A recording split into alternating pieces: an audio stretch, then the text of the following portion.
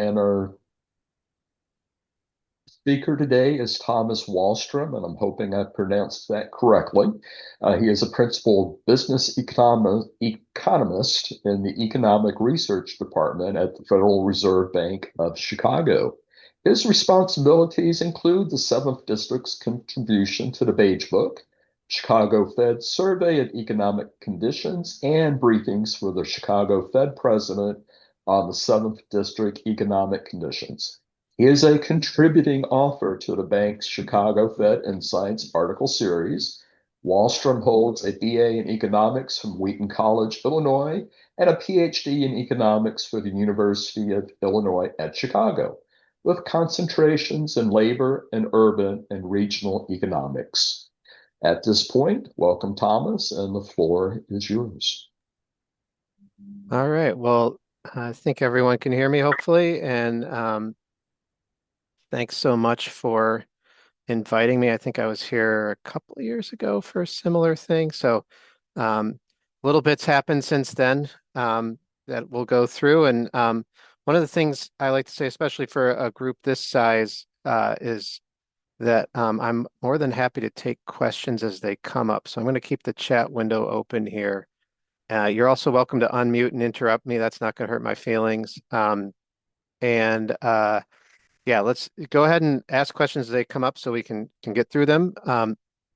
And we're going to be talking about both the U.S. macro situation and the regional Illinois situation. I'm unfortunately not going to do much to split up Chicago, pull Chicago out of the Illinois data, but I think it's still going to be useful to you all. And let me just give you a little bit more background about how the Fed works and where my role fits into it. So um, I'm sure you all know, or most of you know, that we're the nation's central bank and that we set this short-term interest rate called the Fed funds rate that matters for a lot of other interest rates in the economy. And within the Fed, there are research departments, and I'm in one of those. I'm in the one based in Chicago. There are 12 other regional Federal Reserve banks throughout the country, such as in St. Louis, and Kansas City and Cleveland and San Francisco, all these places. I'm based in Chicago, and we cover most of Illinois. Southern Illinois does go to the St. Louis Fed. But yeah, so we have a research department here whose job it's basically is to track the current state of the economy, do academic research as well, and then help the decision makers, in this case, the head of the Chicago Fed, who's to know what the current state of the economy is for the purposes of setting the short run Fed funds rate. So the Chicago Fed president is one of 19 committee members on the Federal Open Market Committee, the FOMC, that sets this interest rate. And so what we're trying to understand the current state of the economy, and and we have people from all different types of economics subdisciplines in the department, from macro to micro. I'm in the regional group, which means that we focus on understanding how particular parts of the country are doing relative to other parts. And so that's what I'm going to be talking about in the second half. But in the first half, I'm going to talk about the macro situation. Last thing to note here before I get started is that what's in these the blue capital letters at the bottom of this is that the views expressed in this presentation are my own and do not reflect those of the Federal Reserve Bank of Chicago or the Federal Reserve System. And so this disclaimer means basically that you can't walk out of or get up from your desk after this presentation and conclude that the Chicago Fed said anything or that the Federal Reserve System said anything. All you can conclude is that Tom Walstrum said some things about the economy. And so that is everything to say about on this side. Let's get started. So we're going to get started. This is the outline. I think I already said this. We're going to start with the macro outlook and then go to the regional outlook. And let's start with the macro outlook. So what I'm going to do here is to start before I show you most of what I'm going to be putting up for you today are some charts that hopefully help you to understand what's going on in the economy. But first, I'm going to start with kind of a macro 101 reminder for folks who've taken the class and a intro for folks who haven't of how we think about the macroeconomy uh, and how we tell stories about it to understand what's going on in the U.S. and the rest of the world too. And so what I'm going to be focusing on today, though, is to kind of make this uh, hit home is I'm going to be kind of highlighting where this AI revolution that seems to be going on, it might fit into how the macroeconomic data work and look. So let's get started. So I'm going to call this Understanding Macroeconomic Storytelling. And so, in any economics course or any reading about economics, you're going to hear about supply and demand. That's basically all that that works for pretty much any economic phenomenon that you want to understand. Starting with thinking about the supply side and the demand side is where we start, and things can get really complicated really quickly. But usually we can summarize things as supply, as either supply or demand. So let's start with the supply side in the context of the macroeconomy. And in that context, what we're thinking about is the capacity of an entire economy, such as the US or such as Illinois, to produce goods and services. So this is a combo of largely capital and labor. Capital is physical things like factories and vehicles and homes, and it's also intellectual property and software and a bunch of virtual things which keep getting more and more important in our economy. And the idea here, though, is just to say how much can say the U.S. economy produce over a particular time. Usually, we do things in annual terms. So, how much stuff can get made and consumed, not necessarily consumed, but get made in the course of a year if everything's being utilized. In this case, think of this not during a recession, but when we're kind of at where we are now, where the economy is operating in a pretty normal state of existence. So that's the main idea of the supply side. It's what we can produce given our technology and population, and this changes slowly over time. Um, you know, it it's something that evolves kind of in ways that we can't really perceive, and I'll show you more detail about why it's slow moving in a bit, but it moves slowly compared to the demand side. That's the point to understand here. What does the supply side depend on? Largely depends on two things. One is population growth and one is productivity growth. And note that I'm talking about things in terms of growth because these things do tend to grow over time, and you'll see some data showing that uh, later. But we do expect the supply side to grow over time for the reason that we do have more people coming in to the labor force all the time. And when you have more people in the labor force, you have a greater capacity to produce stuff. And we also get productivity growth, which is the ability of people to do more in the same number of hours worked. And so, I said we're going to couch this in terms of AI. So that's where AI comes in. But it's a new technology that seems to be um, uh, have the potential to really transform how many of us do our work. I'm already seeing it affect my work some. And in general, it seems to be making me be able to do my work faster, to do more work in the same amount of time. And that means productivity growth. Okay. And one more point I want to make before we talk about the demand side is that productivity growth is what makes pie pieces bigger. So population growth makes the economy bigger. You have more people, you can make more stuff and consume more stuff. But productivity growth, because it allows us to do more in the same number of hours worked, it means that it makes everyone better off. There's no one who loses when productivity goes up. I mean, it's a little bit more complicated that, and you can imagine there's going to be some job churn whenever you have product changes in technology, where some jobs go away and some new jobs are created. But on average, greater productivity does make everyone better off. It's not a zero-sum situation where some people are better off and some people are worse off. Overall, everyone's better off when productivity goes up. Okay, so that's the supply side. And let's talk about the demand side now. So the demand side is not what we're capable of producing in the economy. It's what's people's willingness to buy what's being made is. And this is a much more, this can fluctuate much more. And you'll actually see in the data how much more this fluctuates in a second. But this can change very rapidly. And, we don't have to go back that far to think of a situation where the demand side really changed rapidly. And and that's, of course, the pandemic, where all of a sudden we all felt, or most of us at least felt like we needed to stay home and not spend money at restaurants or something like that. That was a really rapid change in demand. There were also some supply stuff going on, but I think it was largely a demand story at the beginning of the pandemic. Okay, so what else can shift demand? I showed population growth on the supply side. You also get population growth on the demand side. So more people in the economy means more being produced and more being consumed. So you get those affect both the population affects both the supply and demand side.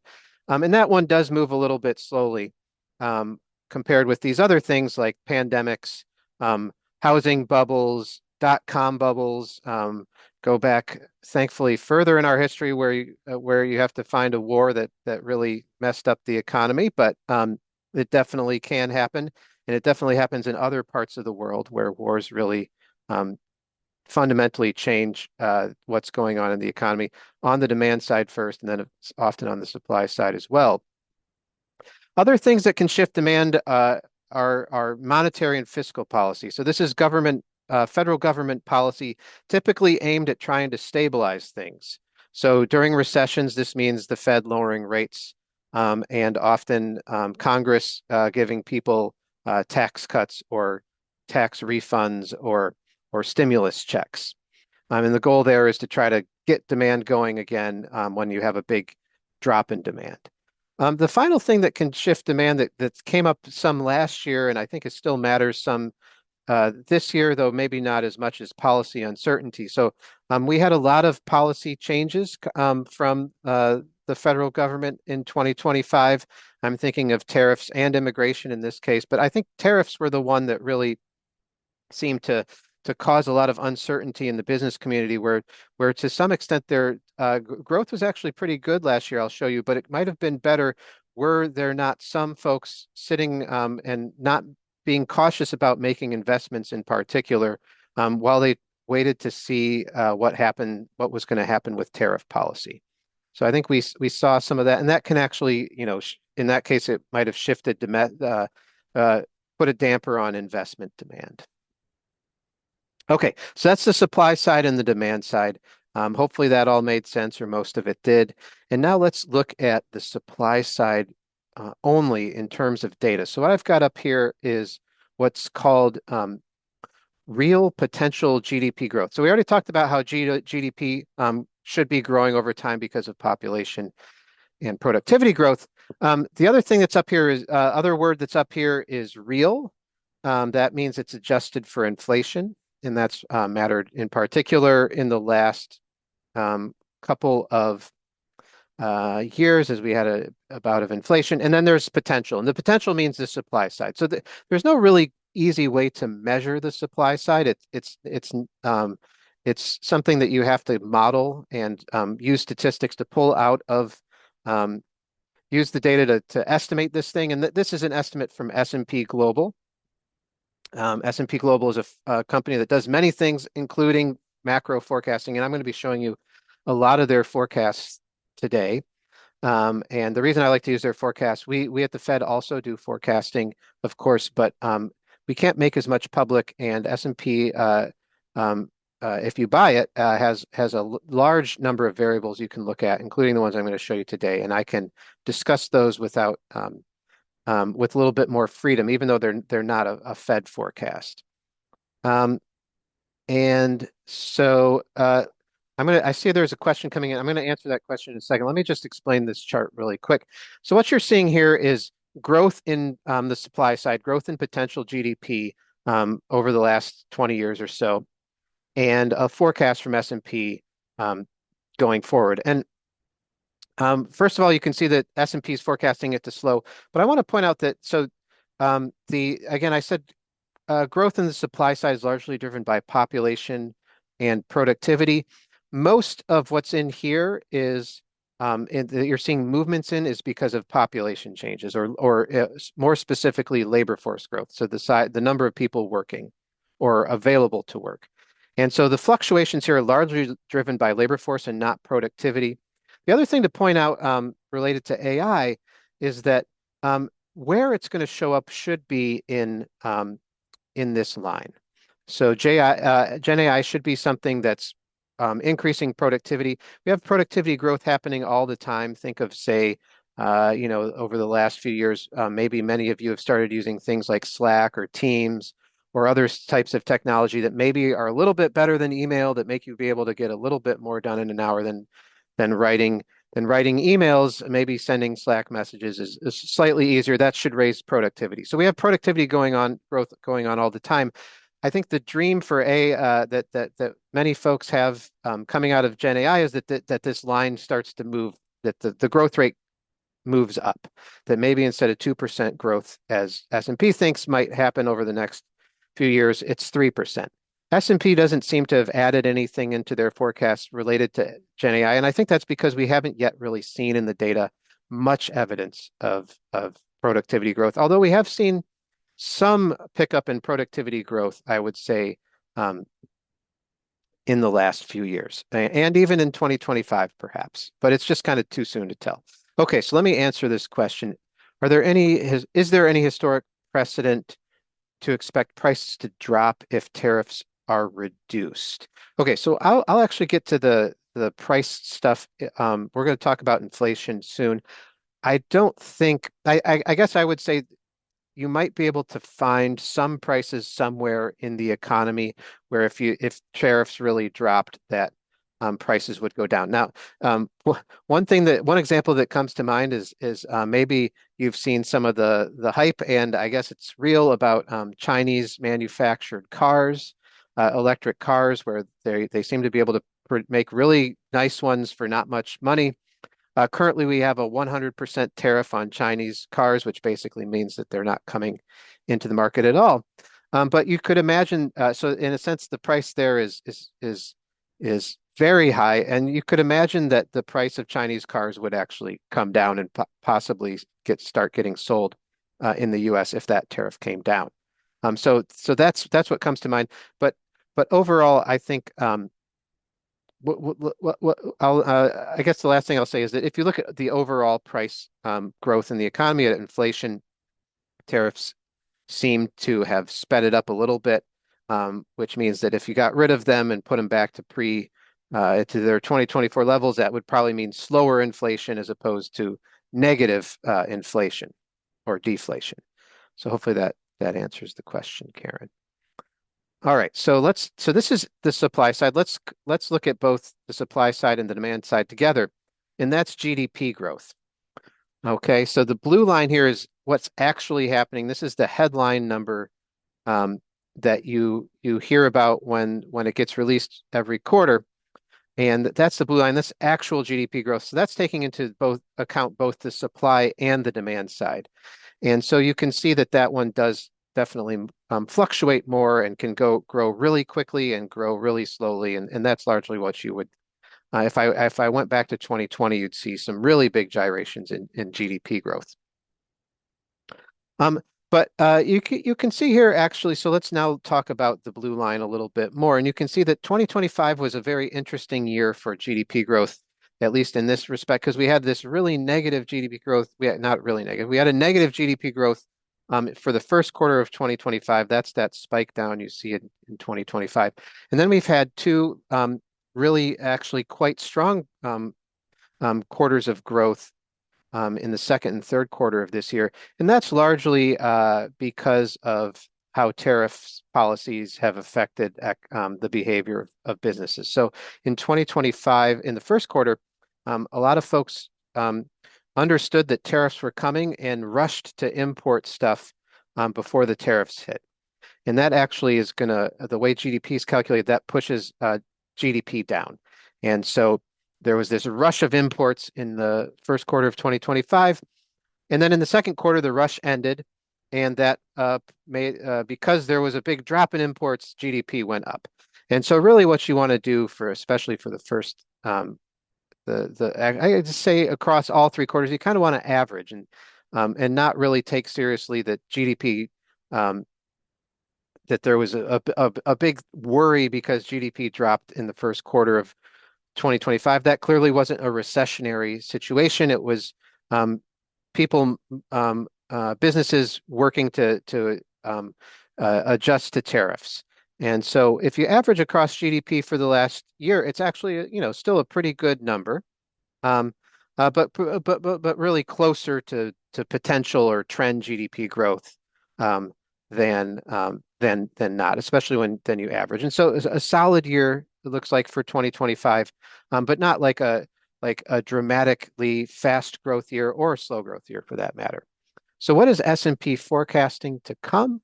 Well, they see basically we're if you again if you average across quarters, we're pretty much at trend, and they see GDP kind of staying at trend over the next year. Kind of a boring forecast where the economy is already basically close to its long run growth rate, and so no reason to think that it's going to shift there unless you want to forecast really hard to forecast shocks.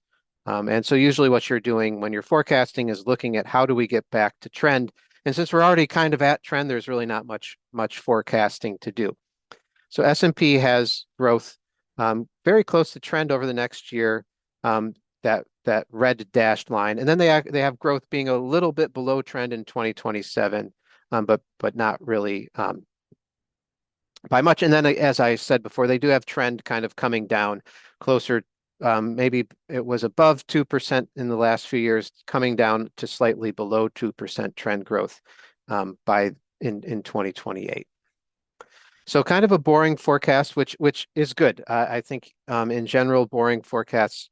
If the macro situation is boring, that's a good thing. And I guess it's kind of weird because the macro situation didn't really feel boring in 2025. But if you just look at the data, and especially if you average across the first three quarters instead of looking on a quarter by quarter basis, it ended up that the year in aggregate looked pretty normal and pretty decent.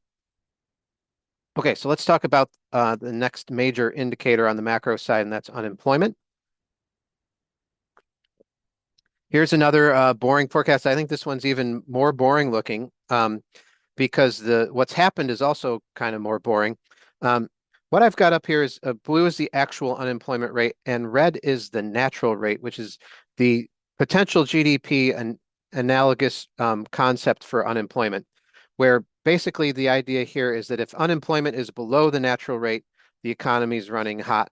And if unemployment is above the natural unemployment rate, the economy is running cool. And as I said, we're pretty much at the natural rate right now. I mean, this is an estimated number. There's no official natural rate. It's something that has to be estimated, but we're pretty much there by all signs.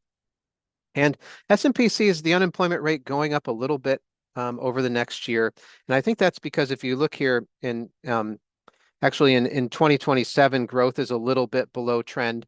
And so they have unemployment going up. And I think this is largely because inflation is a little bit elevated here, and they see that the Fed is still going to be slowing the economy a little bit um, to try to get inflation under control over the next year. So let's actually now turn to inflation. And I've got two measures of inflation up here. Both are not the most common ones you might read about in the newspaper. These are the ones that the Fed pays the most attention to. The most common one's called the Consumer Price Index. This one's called the Personal Consumption Expenditures Price Index. They're very similar in the end in most cases, but the Fed thinks this one's a little bit more accurate, and so pays a little bit more attention to this Fed leadership. And as I said, I've got two lines up here. One is total inflation, and the other is core. So total is everything that consumers buy, and core strips out volatile categories. The two big volatile categories it removes in core are food and energy prices. Now these categories are obviously very important to consumers. They're the ones I think that are often the most salient to consumers. food and energy prices, but they also just tend to move around more than other prices. And so if you're trying to think about where inflation is and where it might be headed, core is often a better indicator. Um, and because it's less volatile. And so what that means is, in a particular instance, is that if you see total go way down or way up, you probably but core doesn't move much, you probably just say, okay, well, that's just the volatility in total that core can see through. So that's why core is kind of the number one inflation indicator that Fed decision makers pay attention to. That's why I got it up here. And you can see it's a little bit less volatile. But then when you start to forecast it, it ends up being not that much more volatile. And you can see that there's a forecast here for inflation to be about 2.6% over the next year. And that's above the Fed's target of 2%. And it's never possible to know exactly what's driving this, but I think most economists would say that the main reason that inflation currently is above target is because of tariff policies changes over the last year. So if I'd shown you a forecast here at the beginning of 2025 before the tariff policy changes, it would have been for core in total to be down to 2% by the beginning by this time by 2026. And what we saw instead was for 2025 that inflation came in at about 2.7, 2.6%. And that's actually what's forecasted to play out over the next year as well. But what's interesting is that if you then looked at a forecast for um, at, say in April or May of last year for what was going to happen to prices, you would have seen this big spike where maybe on a quarterly basis, which is what you're seeing here, inflation, some thought it might get up to 6% or 4%. And that didn't happen, even though inflation didn't come down to 2% as folks were thinking. And of course, we don't know what would have happened in the absence of tariffs, but that's what folks were thinking. But it also is the case that once the tariff policies came through and became clear that they were going to stick to some extent, there was the expectation that inflation was going to jump a bunch more than it actually did. And so what happened here? I think what happened are two main things. One is that tariffs came in on average a little bit ended up being lower than originally advertised.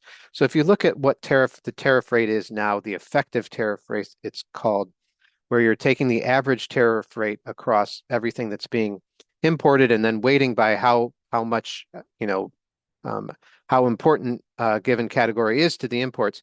The average tariff rate's about 10 or 11%. And before 2025, it was at about 1%. So that's a pretty big increase. But it's not as big as what some folks were thinking, which were thinking it might get up to 25%. And, there were times where, tariffs on China, I think were at 120% or something like that on a lot of Chinese imports. And so what happened instead is that tariffs have come in at a still a sizable increase, but not as big as expected. The other thing is that it seems like because of all the uncertainty, that businesses have been reluctant to raise prices to reflect tariffs. And so it seems like what's been happening is that businesses have been taking a hit on profits to some extent, as opposed to passing those costs on to consumers. And so what I think is in this forecast here now, where they have inflation taking actually quite a while to come all the way back down to 2. They have it coming back down to 2 sometime in 2027. So I think what's happening now is that there is still this expectation that the higher tariff rates are going to keep um, inflation above target for a little while here, but it's just going to play out a lot more slowly than people originally thought.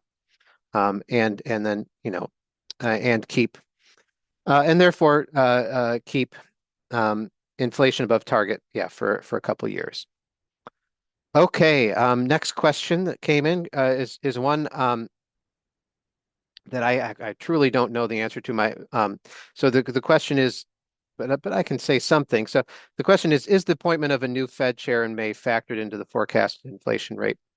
And I think the answer is probably no, but I don't know.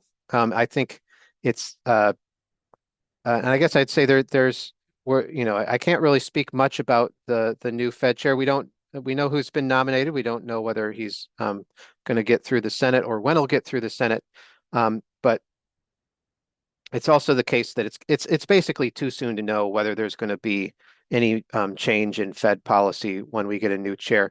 I guess the other thing I'll highlight is that the chair is the head of a committee that has 19 members on it. Not every member votes in every meeting, but the chair's job is to kind of um, uh, steer the meeting. But the folks on the FOMC, they're all they all get a vote. They all get one vote, and the voting members. And so the chair's job is to set the agenda and make sure that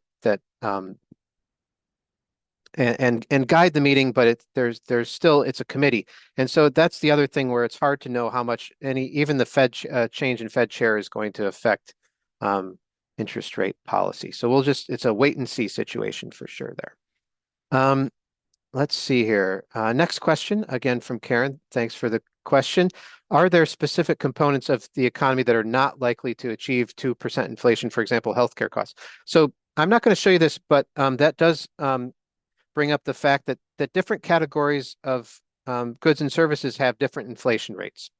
So it turns out that most goods such as, I don't know, TVs, cars, physical things, tend to have an inflation rate closer to zero, whereas services tend to have an inflation rate higher than two or near two. And so most of our economy is the service side. Um, and a smaller share of our economy is the good sides, the kind of stuff that are subject to tariff. And so what 2% is just an average across all the things um, based on how big of a share they have in the consumer's purchasing basket. So healthcare is a big one. It's very important. I'm not completely sure what healthcare's the trend in healthcare costs are at the moment, but my understanding is that they've averaged above 2% um, for a number of years, and so that would be one of the things pulling up the average sum. But on average, though, we actually are pretty close to 2%. So hopefully that helps answer that question, Karen. All right. Last thing I think, yep, before we go to the regional outlook is the Fed funds rate. So, excuse me. So this is the interest rate that we do set. This is the one interest rate we set in the economy. There are many other interest rates, of course. Maybe I guess as insurance folks, you might think more about the financial markets than the average person. But a lot of people, maybe they're only looking at credit card and mortgage rates or other types of interest rates that they maybe the rate you get on savings. But those are all different rates from the Fed funds rate. That's the one the one rate that the Fed sets that does matter for all those other rates, but it's a very short run rate. It's an overnight interest rate. And so where is this expected to head? Well, we're currently at 3.625%, and S&P thinks, along I think with maybe the median Fed decision maker, that we're headed down to by the end of the year, headed down to 3.125, so 3 1/8. And that's where S&P, and I think again the median Fed, there's some disagreement about this, but the median FOMC participant also thinks that 3.3 and 3 1/8 is neutral. So what does neutral mean? Um, Neutral is the rate where the Fed is neither slowing nor stimulating the economy. So at the moment, we're slightly slowing the economy, and that's why I think that S&P is forecasting some increase in the unemployment rate, not a recessionary one, but some increase. Right now, we're slightly slowing the economy, and but not by much, not like we were say in 24 and 25. But we're slightly slowing the economy. But S&P thinks that by the end of the year, the Fed will be able to lower rates some as hopefully inflation starts to come down some, and we get to and we head to neutral. Um, and so probably not going, hope in a sense, hopefully not going below neutral. If we have to go below neutral, that means that we have to stimulate the economy because the economy's slowing too much. We don't want that. The goal is to get to neutral and hopefully stay there for as long as we can. Um, all right, got another question from Karen. Great. Keep them coming, Karen. How much impact does raising minimum wage have on inflation and the overall economy? What about unemployment? Okay, so we've got a minimum wage question here, which is it's a popular one, and it's one that I can say a little bit about. It's not exactly the Fed's territory, so these are going to, be me talking, emphasizing here again. These are my views, but let me give you just a quick primer on the minimum wage. The minimum wage just means, raising the lowest rate that companies can pay workers. And what seems to be the case at the moment is that in most places the minimum wage is actually below the market rate for entry level workers. And so that the minimum wage doesn't really bind for most workers. And so really the question for inflation is how much would you raise the minimum wage? Suppose we made the minimum wage $100 an hour. That would be binding for a whole lot of workers in the economy, probably the majority, and that would likely result in um, price increases, and possibly you'd see that inflation. I'm not sure what it's a little bit trickier for unemployment. I mean, basically, if you did that, there would certainly be some churn and upheaval in the labor market. If you forced companies to pay no less than $100 an hour, that would certainly have a big impact. If you had a smaller minimum wage increase, it might not do anything. Again, because it seems like the minimum wage isn't even really binding in many circumstances.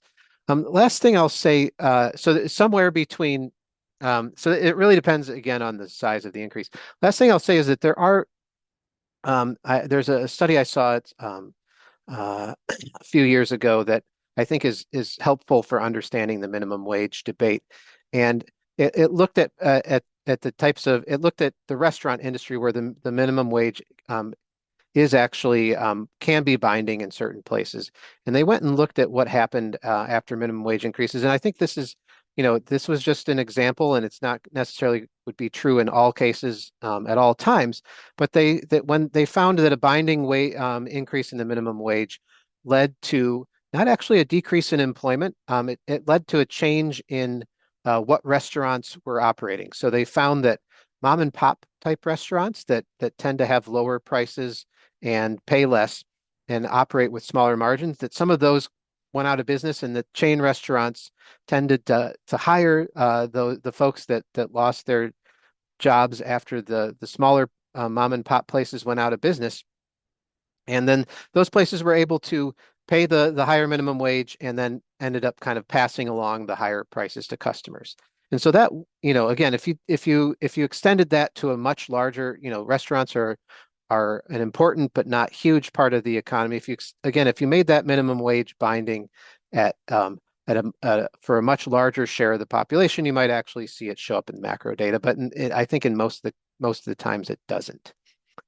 The ones that actually end up getting passed. So hopefully that's helpful too, Karen. All right, let's now turn to the regional situation. And let's see here. We've got about 15 minutes here. So I'm going to go maybe a little bit faster. Um, although the questions have been good. That's taken some time, but they're good questions. So, excuse me. Okay, so let's look now at the region. So we're going to start actually with some more macro data, because the macro data are helpful for understanding the regional data. And I'm going to be switching now from GDP, and we're going to be really focusing on labor market data, because that's the best kind of data we have once you start going to state and local areas. So if we're talking about, the middle of Illinois, you've got some medium-sized places down there, and for sure for say Springfield, for example, the jobs numbers for Springfield are really the best ones I think, for understanding what's going on in Springfield in particular. So we're going to look at the jobs markets for the jobs numbers for Illinois as a whole, not just Springfield. But I want you to understand a little bit more of what's going on in the labor force in general to understand the jobs numbers we're going to look at. So first thing is that labor force participation is trending down. It's been trending down since the start of this century. It was trending up before that because of rising women's labor force participation, and it's been trending down since because of an aging population. So this is the percent of people over 16 who are working or looking for work. So if you're retired or a student, you don't get counted in labor force participation rate. You either have to be working or looking for work, actively trying to find a job or have a job. And so what's been happening since the start of the century is that we've had an aging population that's pushing down the labor force participation rate. And so what does this mean for the overall size of the labor force, which is this thing that matters a lot for GDP growth? Is that S&P thinks that it's going to start leveling off. We've had labor force growth consistently. This goes back to 1980. I think since the start of the since 1776 and earlier, we've had growing labor force, and we're because we have an aging population. Um, and slower population growth in general, that means the labor force is expected to just be growing a little bit, be growing slower. You can see this line has been gradually, the slope has been getting flatter over time, but S&P really sees this slope getting maybe, significantly flatter, maybe not at zero yet, but getting significantly flatter in the coming years, again, because of an aging population and a slower growth, overall slower growth in the population.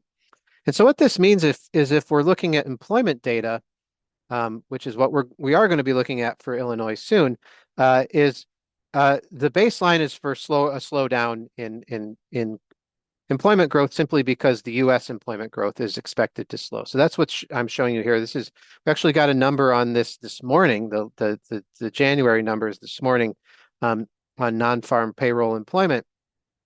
And it really came down in 2025. And it's actually S&P thinks that growth should actually pick up some in 2026 and going forward, but still definitely a slower rate than in the past. Certainly coming out of the pandemic when we were recovering from the pandemic, but even the trend growth rate here is also expected is coming down, and that's because of slower labor force growth. So this doesn't mean that GDP won't stop growing because still have productivity growth happening and hopefully picking up. But definitely in terms of jobs, slow growth coming. All right, so now let's talk about Illinois. The reason that we care so much about what's going on in the U.S. as a whole is that Illinois is in jobs growth and in economic growth in general is really tightly linked to the U.S. economy in the short run. So the evidence I've got up here to show you of this is on the x-axis. This is employment growth on a quarterly basis in the U.S. During expansions, not during recessions, but I'm throwing out recessions, including just expansions. And then on the y-axis, it's Illinois employment growth. And so you can see that what this chart's trying to show you is that when the U.S. is growing quickly, so is Illinois. And when the U.S. is growing slowly, so is Illinois. The other thing, though, is that Illinois on average is growing slowly, growing slower than the U.S. So if you take the average across this, Illinois over the last 20 years has been averaging 0.8% on an annual basis, quarterly growth in employment, whereas the U.S. has been averaging 1.4. So the U.S. is growing about twice as fast in terms of jobs as the U.S. or as Illinois during expansions over the last 20 years. And so even though there's a strong correlation here, the line the line shows you that if U.S. growth really slows, that actually means that Illinois employment might actually get negative. So Illinois employment, according to this line, starts to be negative once U.S. employment growth gets below half a percentage point per on an annualized basis. And so now let's look at therefore this is the forecast for U.S. employment. Let's look at that a forecast for Illinois employment growth. So I switched colors. I put Illinois in blue here and the U.S. in red. And so that the red line is what I was showing you two charts ago. The blue line is taking that relationship in the last chart very seriously and saying that's the only thing you need to know to forecast Illinois employment growth once we also know U.S. employment growth. So what's this showing you is that, over the short run, let's assume that that Illinois Illinois' gyrations kind of follow whatever is going on in the U.S., but that the growth line, the growth rate's just going to be lower. There's going to be a gap between the Illinois and U.S. growth rates. And so what does this mean for the next year? U.S. is pretty close to forecasts for U.S. to be about 0.6% growth in employment over the next year. And so that means that Illinois is pretty close to zero, about 0.1%, and probably going to be pretty close to zero going forward if U.S. employment growth stays, turns out to be similar to what S&P is forecasting. All right. And so with the last 10 minutes I've got, I'm going to try to leave a few minutes for questions. But I want to talk briefly about, I think the most interesting thing to me as someone who thinks about regional economics a lot is what's up with this gap between the U.S. and Illinois. And it turns out that this gap is not just about Illinois, it's about the Midwest. And so what I'm showing you here is population growth by decade over the last, 70 years, 60 or 70, 80 years. And I'm comparing US, Midwest, and Illinois. And so let's look at for the 50s. What this means is, so in the 50s, so I'm going with population because we can go back a while in time. It's going to be similar story for employment and wages. But let's focus on population here because we have data going way back. And so let's look at this first set of bars for the 50s, just showing you that US employment over the 50s on an annual rate averaged about, or sorry, population growth averaged about 1.6% or so. Midwest population growth in the 50s was just below 1.5%, and then Illinois was just a little bit below the Midwest rate. And so what you can see here, so you can see you can see a number of things, but one thing is that population growth has been slowing, as I've said. But the other thing that I think the point I really want you to take away from this is that the red and the green bars are consistently lower than the blue bar. So it's no new thing that the Midwest and Illinois are growing at a slower rate than the rest of the country. And so I think the story for Illinois' slower growth rate relative to the US is really a story about the Midwest overall. Now, there are some decades where, especially recently, where Illinois has been growing a little bit more slowly than in terms of population than the rest of the Midwest. But again, I think the big story is really shared with the Midwest as a whole. The last thing I point out is, before we move on, is that you do see some negative population growth in the teens and the 20s here. But it's worth pointing out that Illinois' employment is actually done fine. So the economy has done well, even as we've seen some drawback in population growth. I shouldn't say the economy's done better than the population numbers indicate. The Illinois' economy is a slow growth place, but I think it's largely a Midwest story. So let me tell you the two big things that are going on that I think are going on for the Midwest that matter for Illinois and the rest of the Midwest. So first is that we're concentrated in an industry that is a slow growth industry, and that's manufacturing. Now, parts of, so I've got here manufacturing as a share of employment by county. You can see there are parts of Illinois that aren't huge manufacturers, but there are parts that are really manufacturing driven. And that's the case also in other parts of the country too, and really, or in parts of the Midwest too. And really, the way to think about Chicago is that it's kind of the capital of the Midwest, the economic capital of the Midwest. And so, even though it's not super manufacturing intensive, it still is really tightly tied to this manufacturing economy because it's the service provider to the manufacturing economy. So, manufacturing has been a slow growth industry, and the way to show you this is to show you that manufacturing share of GDP has been shrinking over time. So it's not that manufacturing output has been shrinking, but manufacturing as a share of GDP has been shrinking. And it's continuing to shrink. It's been shrinking since the 50s. And I think that's one of the biggest reasons, actually, why we've had slower population and economic growth in the Midwest and Illinois over the last many decades. The other thing to point out, and I'm going to skip this next slide. The other thing that I want to highlight is that is the weather and other aspects of the natural environment that don't seem to be working well in the Midwest and Illinois' favor. So what this shows you here are scores by county on the natural amenity scale. So natural amenity, think of natural amenities as things like mountains, um, uh, lakes, um, and warm weather in the winter. And so the Midwest doesn't really score, except for the shoreline aspect. The Midwest doesn't score super well on any of these things. And I think there's been a long running pattern of people moving south and west.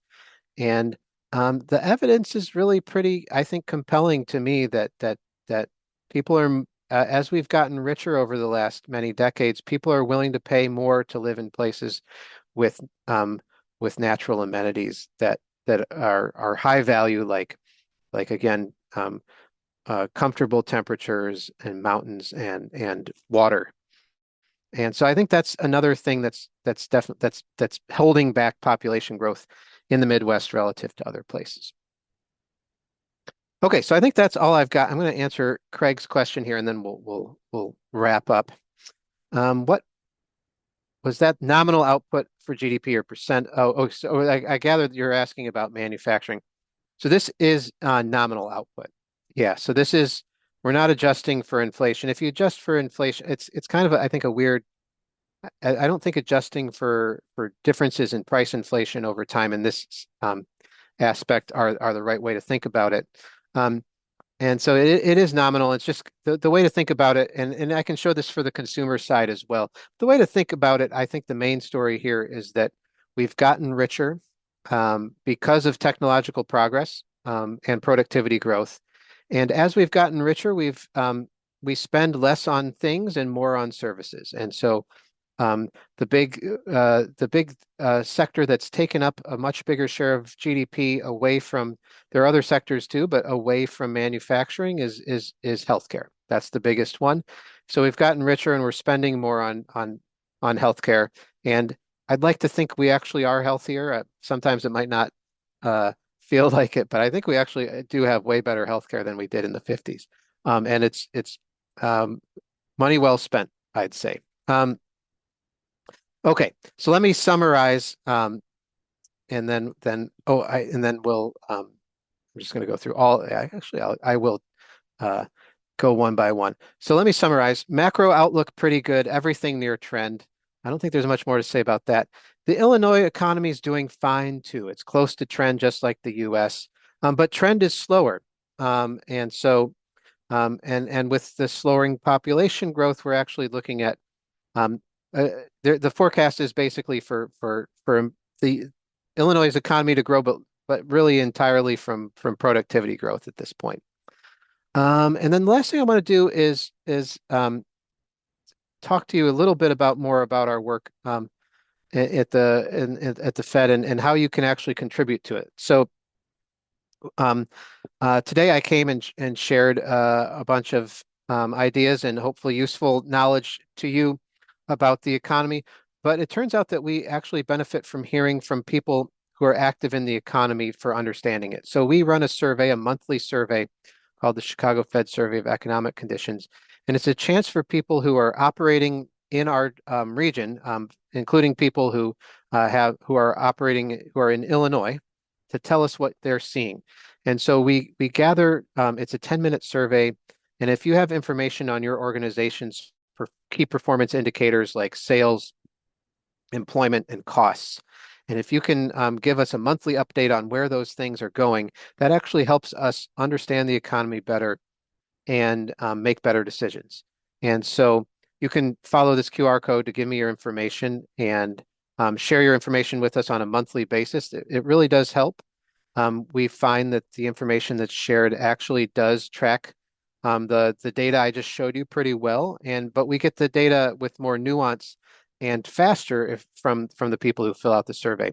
So how do we use the data? We use it we share it with our president internally, and then we also publish things, a couple things. There's some indexes we publish on our website. We also use the data for writing the Beige Book, which is our anecdotal account of the current state of the economy. And that one actually also does a good job of tracking the U.S. US as well. So we use this information. It's really valuable to us. And if you happen to be in a place where you can share information about your organization and how it's doing, we'd be really grateful.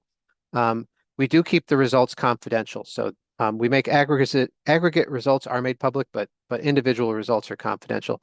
And if you fill out the survey, you can get invited to a quarterly economic update like this one from me.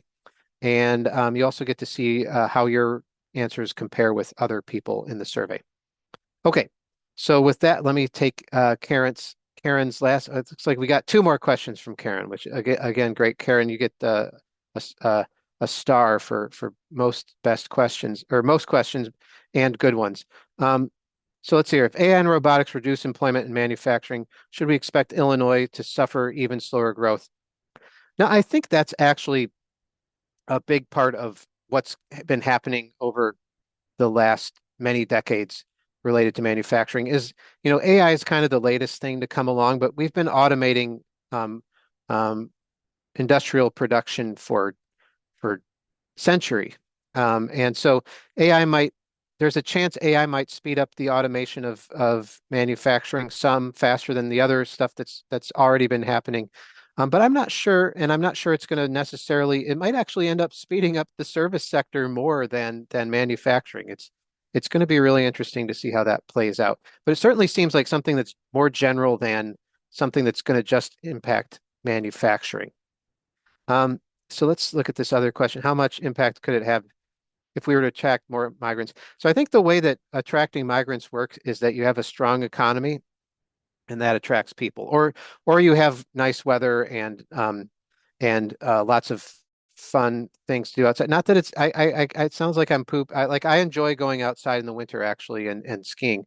Um, but um, I think it's for the case of attracting more immigrants, it's really in the case of Illinois and the rest of the Midwest, it's really going to be more about is there something special about the Midwest that makes it a great place to do business? And it certainly is a great place to do business in many ways. But it's not but I think that's really what would change the it would be growth in demand for workers that would attract immigrants more than any other um, more than any other thing. And so, not clear to me though that we're going to be that demand is going to be growing faster than the rest of the economy in the Midwest and Illinois. And so that's kind of why I think that it is reasonable to think that Illinois will continue to grow slower than other parts of the country in the coming years. Okay, so I'm done. Are there if there are any other questions, you're welcome to unmute um, and ask them. Or I guess we're a minute over, so we can stop there too. Um, maybe I'll leave. I guess you can step away if you want, and I'll ask if there are any more remaining questions in the remaining couple minutes. Yeah, I'll go ahead and dismiss anybody that does need to leave for the next meeting. And thank you, Tom, for joining us today and educating us and putting it in terms that we can all understand. So really appreciate your time today. Uh, One last call for want to questions. echo Jason's comment about certainly thanking Thomas for his time today. It's been much appreciative. Also had some late breaking news on the March ethics presentation. That will be on Tuesday, March 17th. The details should be out shortly on that. So look forward to seeing you at the next meeting in March, which will be on ethics. All right, thanks everybody. Thanks all. Bye-bye.